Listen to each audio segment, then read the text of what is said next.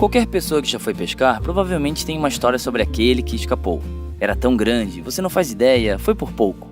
Mas na verdade é bem importante que o peixe grande fuja, tanto para os peixes quanto para os pescadores. Para a maioria das espécies pescadas, os pescadores, comerciais ou não, só podem manter os peixes que estiverem acima de um tamanho mínimo legal. A ideia por trás desse tipo de lei é proteger os peixes jovens, para que eles possam crescer o suficiente para se reproduzir pelo menos uma vez antes de se tornar o nosso jantar. Em teoria, isso significa sempre ter peixe para o jantar do dia seguinte. Com isso em mente, o parlamento inglês trouxe a discussão de proteger os peixes jovens, isto é, pequenos, já em 1376, e hoje isso é, para a pesca, um regulamento comum a nível mundial. O único problema é que não funciona. Em primeiro lugar, peixes maiores têm um maior e mais bem-sucedido número de descendentes. Isso porque eles produzem uma quantidade maior de ovos, que também são melhor abastecidos com alimento do que os ovos dos peixes menores. Portanto, remover os maiores indivíduos de determinada espécie faz diminuir e muito a capacidade da população se reabastecer.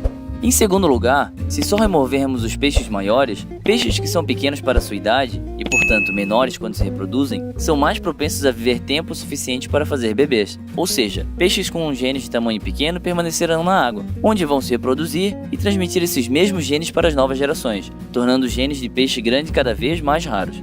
Estamos basicamente fazendo uma criação de peixes menores, ainda que de forma não intencional, e isso tem consequências. Com a pesca seletiva, a massa corporal de um peixe grande caiu pela metade nos últimos 40 anos. Deixe-me dizer isso de novo, peixes fortemente pescados têm agora metade do peso que costumavam ter. Um haddock de 6 anos de idade, por exemplo, pesa 40% do que pesava em 1970. Imagine só se um homem adulto pesasse 30 quilos.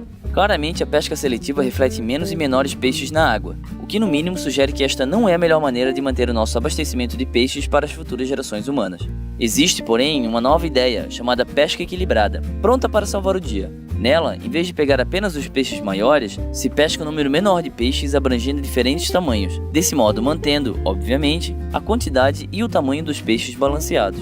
A questão é que velhos hábitos custam a morrer, e a prática por limite de tamanho está profundamente enraizada no DNA da pesca. Mas, cedo ou tarde, teremos que aceitar que é bom deixar alguns dos grandes peixes fugirem, pois talvez só eles possam mudar o curso da história.